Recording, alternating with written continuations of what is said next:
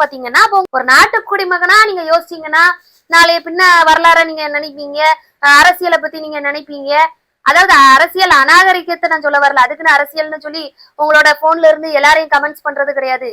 அவரு ஒவ்வொரு கட்சி தலைவரையும் கழுவி ஊத்துறது கிடையாது அரசியல் நாகரிகம். அது அரசியல் அநாகரிகம். அப்படிதான் நான் சொல்ல வரேன். இளைய தலைமுறைக்கு என்ன பேசுறோன்னே தெரியாம பேசுறாங்க.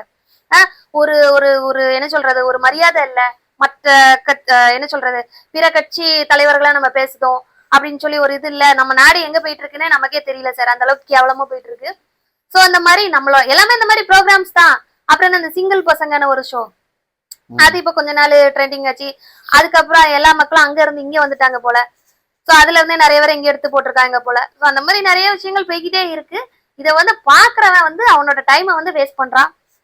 கண்டிப்பா உருப்படுற மாதிரி எல்லாம் கிடையாது இந்த மாதிரி. அதாவது ஃபுல்லா அதாவது நீங்க பாக்குறது பிரச்சனை இல்ல, சும்மா எரிச்சலா இருக்கு கிரியேட் பண்ணி கொடுக்குறாங்க. சோ அதபடி அவங்க நடிக்கிறாங்க, அவ்வளவுதான். இதை பாக்குற மக்கள் எல்லாம் நம்ம எல்லாரும் முட்டாள் அப்படிதான் சொல்ல முடியும். ஏன் உங்களுக்கு வேலை வெட்டி இல்லையா? நாடு இங்க நாசமா போகுது. நீங்க உட்காந்து பிக் மாஸ பாத்துட்டு இருந்தீங்கன்னா அது சொல்ல முடியும். அங்க தாவைக்கா மாநாடு, அந்த பேரணி இந்த பேரணி, அப்படி இப்படின்னு எலெக்ஷன் நேரம் நெருங்குது. ஒவ்வொரு கட்சிகளும் தீவிரம் அடைஞ்சிட்டு இருக்காங்க. மக்களோட நலனை கருத்துல கொள்ளாமலே நிறைய கட்சிகள் அலையுது. நாட்டை காப்பாத்த பாதி பேர் கொடி பிடிக்கிறாங்க.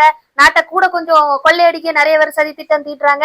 இப்படி நாடு பரபரப்பா இருக்கும் போது நீங்க இந்த வெட்டித்தனமா போய் பிக் பாஸ் பாத்தீங்கன்னா ஒரு நாட்டு குடிமகனா நீங்க யோசிச்சீங்கன்னா நாளைய பின்ன வரலாற நீங்க நினைப்பீங்க, அரசியலை பத்தி நீங்க நினைப்பீங்க. அதாவது அரசியல் அநாகரிகத்தை நான் சொல்ல வரல, அதுக்குன்னு அரசியல்னு சொல்லி உங்களோட போன்ல இருந்து எல்லாரையும் கமெண்ட்ஸ் பண்றது கிடையாது. அவரு ஒவ்வொரு கட்சி தலைவரையும் கழுவி ஊத்துறது கிடையாது அரசியல் நாகரிகம். அது அரசியல் அநாகரிகம். அப்படிதான் நான் சொல்ல வரேன். இளைய தலைமுறைக்கு என்ன பேசுறோன்னே தெரியாம பேசுறாங்க. ஒரு ஒரு ஒரு என்ன சொல்றது, ஒரு